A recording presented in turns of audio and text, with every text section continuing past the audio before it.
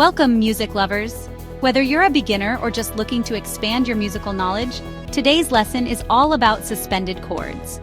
We'll break down how to build sus2 and sus4 chords and how they can bring a fresh, open sound to your music.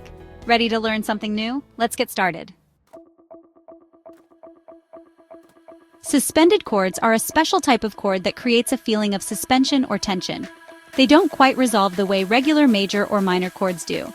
Suspended chords usually replace the third of the chord with either the second, sus2, or the fourth, sus4. This gives them a more open, unresolved sound, which can add a unique texture to your music. In a regular chord, like C major, the third note defines whether it's major or minor. But in a suspended chord, that third is replaced by either the second or the fourth, creating a sense of tension and anticipation. Let's start with the sus2 chord. It's called sus2 because we're replacing the third with the second note in the scale. For example, in C sus2, instead of the E, the third of C, we use the D note, the second of C, so the chord becomes C, D, and G. Notice how the sound is open and doesn't have the typical major or minor quality. This openness is what makes sus2 chords so unique. You can use sus2 chords to add a light, unresolved feeling to your progressions, often in pop, rock, or folk music.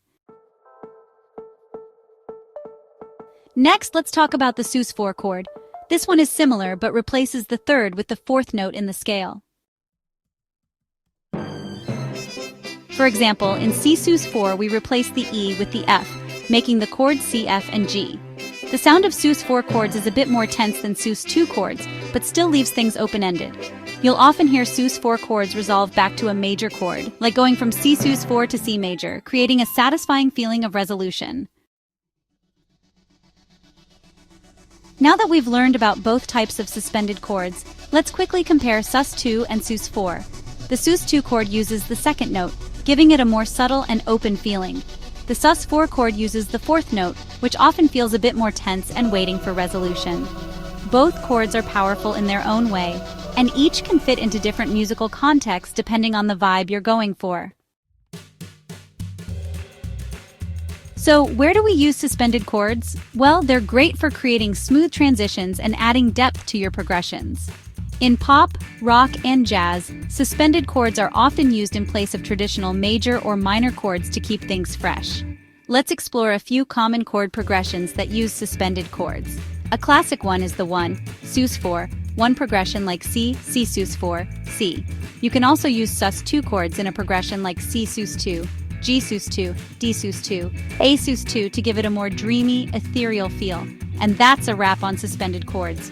Now you know how to build sus2 and sus4 chords and how they can add a unique flavor to your music. Try adding them to your own chord progressions and see how they change the vibe of your songs. Thanks for watching. Don't forget to subscribe for more exciting music tutorials. See you in the next one.